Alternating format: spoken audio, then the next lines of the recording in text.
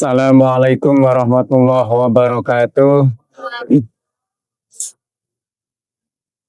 Bismillah, alhamdulillah, la haula wa la quwata illa billah, amma ba'd. Yang kami hormati Bapak Ibu Kepala Madrasah, baik dari tingkatan RA, MTS, maupun Aliyah. Yang kami hormati Bapak Ibu Dewan Guru, semuanya yang kami muliakan.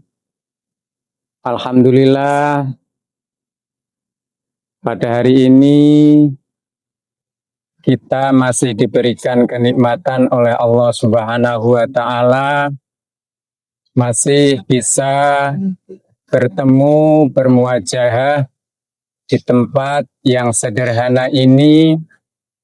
Mudah-mudahan dengan niat yang baik, di samping kita bertemu, tapi kita niat dalam hati, yaitu untuk thalabul ilmi. Insya Allah niat kita, langkah kita dicatat oleh Allah Subhanahu wa Ta'ala menjadi pahala yang berlipat-lipat dan bisa menjumpai kita semuanya. Karena siapa yang berniat untuk mencari ilmu, langkahnya akan dimudahkan untuk menuju surganya Allah. Sholawat serta salam marilah kita sampaikan kepada junjungan kita, yaitu Nabi besar Muhammad Sallallahu Alaihi Wasallam, yang telah mengarahkan umatnya dari zaman yang gelap, yakni zaman jahiliyah, menuju zaman yang terang benderang, yaitu zaman yang penuh dengan ilmu pengetahuan. Bapak Ibu semuanya yang kami hormati, keluarga besar MTS At-Taqwa, pada hari ini alhamdulillah kita melanjutkan bahasan yang sangat sederhana, namun tidak semuanya orang bisa memahami. Hari ini kita mengangkat lagi, yaitu fasal tentang wudhu, namun tidak semudah kita terapkan pada kehidupan sehari-hari tanpa dasar yang kuat, karena mungkin kebiasaan kita selama ini hanya mendapatkan pengetahuan, bisa jadi dari buku yang ada, mungkin dari medsos ataupun yang selainnya.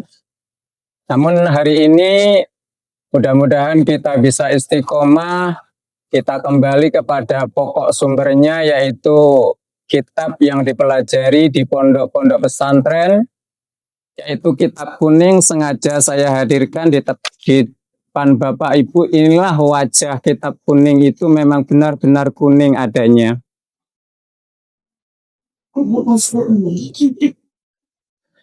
Dan bentuk sampulnya mungkin beda dengan kitab atau buku-buku yang ada di pendidikan formal. Jelaskan Bapak Ibu ini.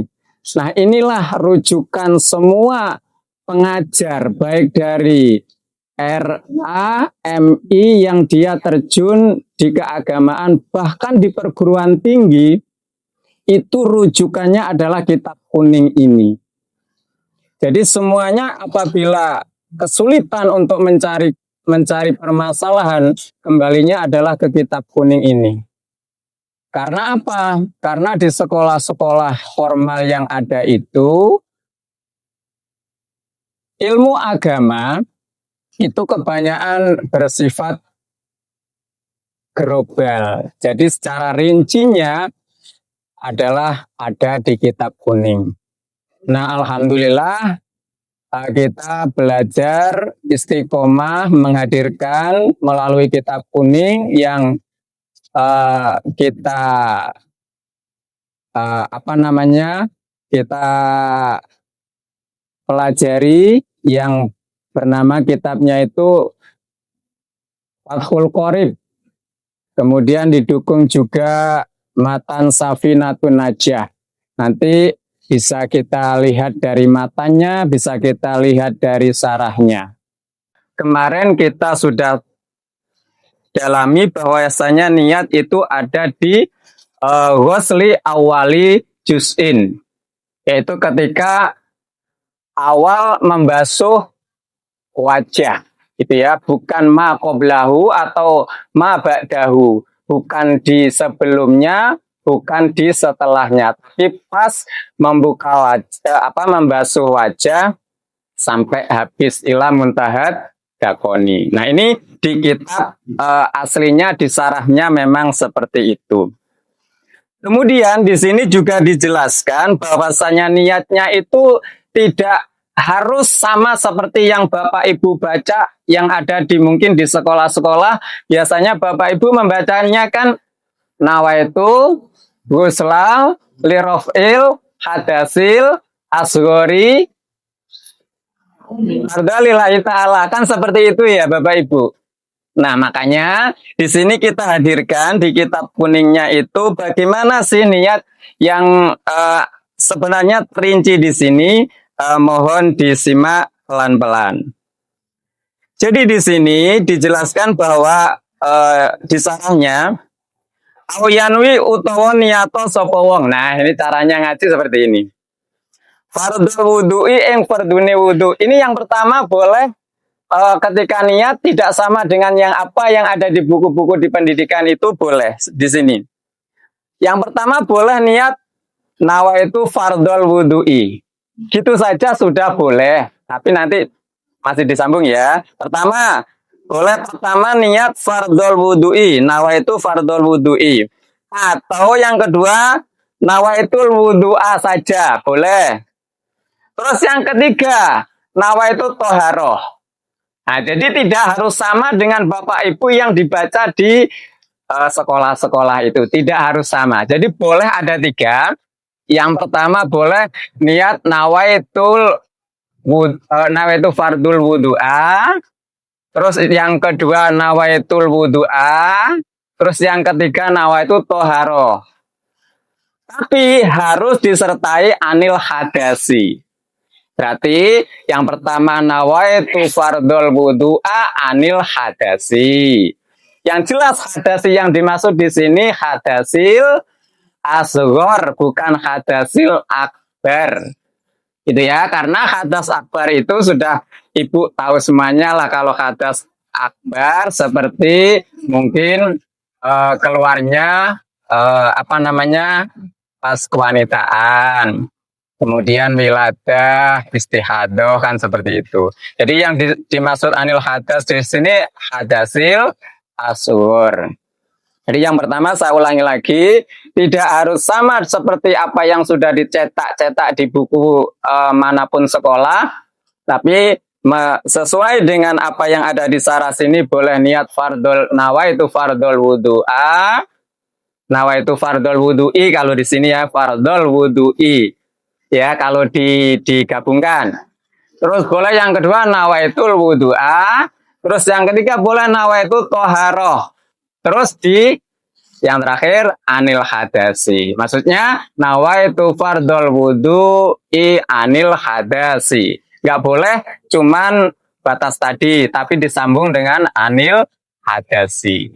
Jadi saya niat fardunya wudhu dari hadas. Jadi memang kalau kita lihat di matanya saja, di matanya memang seperti apa yang ada di sekolah-sekolah, gerobalannya saja. Tapi secara kajiannya memang ada di sarah. Seperti niatnya wudhu ada tempatnya di mana, kalau cuma lihat gerobalannya mungkin ada di sekolah, di matanya sini, ya seperti itu memang nggak ada secara rincinya gitu. Jadi kalau dirincikan, digali supaya keluar airnya yang sebenarnya seperti apa, ya inilah di sarahnya. Niatnya sudah, terus kemudian Membasuh wajah sudah, batas-batasannya sudah saya jelaskan. Kemudian membasuh kedua kedua tangan sudah ya? Sudah, terus telinga sudah. Kemudian habis itu apa? Membasuh kaki ya. Habis itu membasuh kaki. Nah, di sini dijelaskan apabila membasuh kaki itu tidak hanya membasuh seperti mungkin yang kebiasaan kita lakukan. Jadi di sini penjelasannya itu ada istilah kalau di pondok pesantren itu ngapurancang. Ngapurancang itu bahasanya sebenarnya ketika membasuh kaki itu tangan-tangan ini dimasukkan pada sela-sela jari-jari kaki. Sela-sela jari-jari kaki. Itu sela-sela jari kaki. Ya.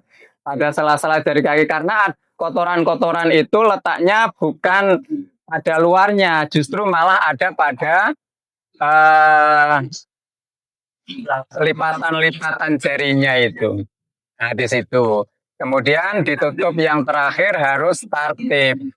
Nah, itu bagian-bagian fardunya wudhu. Nah, itu. Jadi, untuk fardunya wudhu, alhamdulillah sudah selesai ya. Sudah selesai. Demikianlah apa yang bisa kami sampaikan. Sedikit pengetahuan dari saya, mudah-mudahan bisa menambah khazanah atau pengetahuan bagi kita, sehingga kita melaksanakan perintah-perintah Allah itu tidak ragu-ragu lagi karena berdasarkan dengan dasar-dasar yang jelas dan akurat. Terima kasih. Saya akhiri. Dinas Suratul Mustaqim. Assalamualaikum warahmatullahi wabarakatuh.